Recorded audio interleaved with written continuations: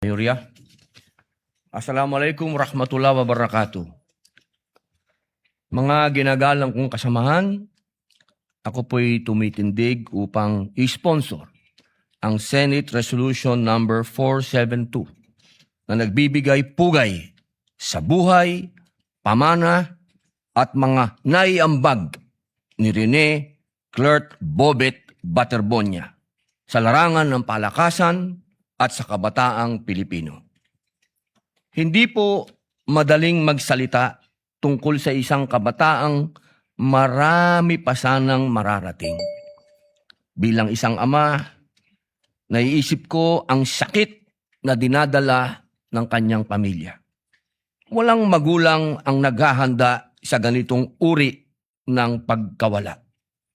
Ngunit, sa kabila ng kanilang pagdadalamhati, naniniwala akong mahalagang kilalanin ng Senado ang isang kabataang nagbigay ng inspirasyon sa napakarami nating kababayan. Si Bobet ay lumaki sa Talacugon, Agusan del Sur.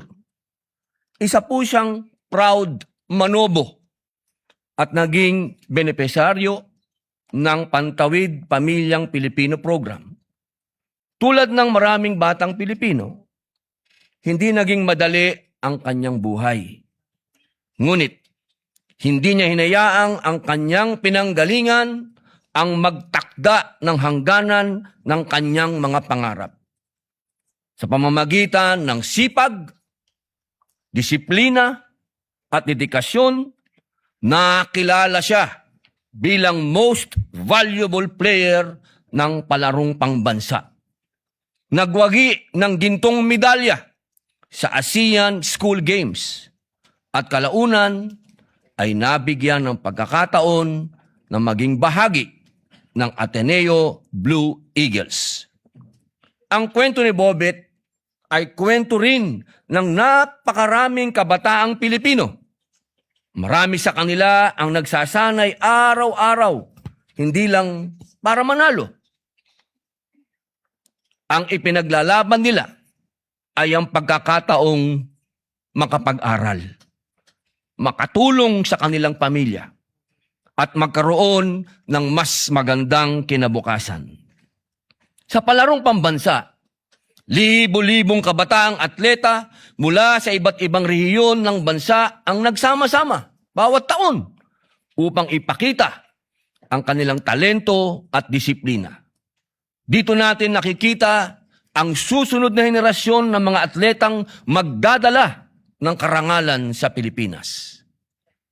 Nakalulungkot isipin na noong Hunyo 8, 2026, sa isang trahedyang naganap sa isang team building activity sa Aurora, biglang naputol ang isang buhay na puno pa sana ng pangarap. Kasama rin niyang pumanaw ang kanyang teammate na si Divine Adili.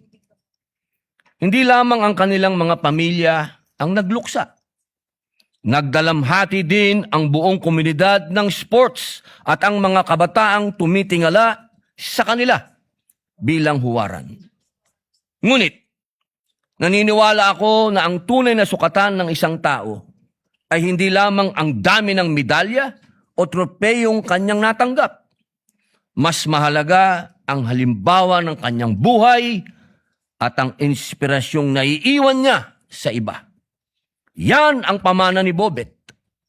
Ipinakita niyang walang maliit na probinsya at walang simpleng pinagmulan para sa taong handang magsikap para maabot ang pangarap. Sa pamamagitan ng Senate Resolution 472, hindi lamang natin inaalala ang isang mahusay na atleta. Kinikilala rin natin ang bawat kabataang Pilipino na pinipiling magsikap, maging disiplinado, at gamitin ang kanilang talento upang makapagbigay ng dangal sa kanilang pamilya at sa ating bayan.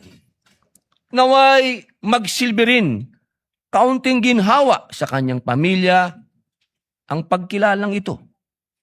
At naway maging paalala ito sa ating lahat na ang mga kabataang tulad ni Bobet ay nararapat suportahan, alalayan, at bigyan ng pagkakataong maabot ang kanilang mga pangarap.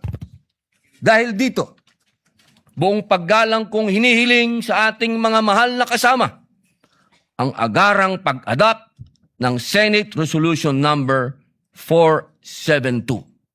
Maraming salamat po.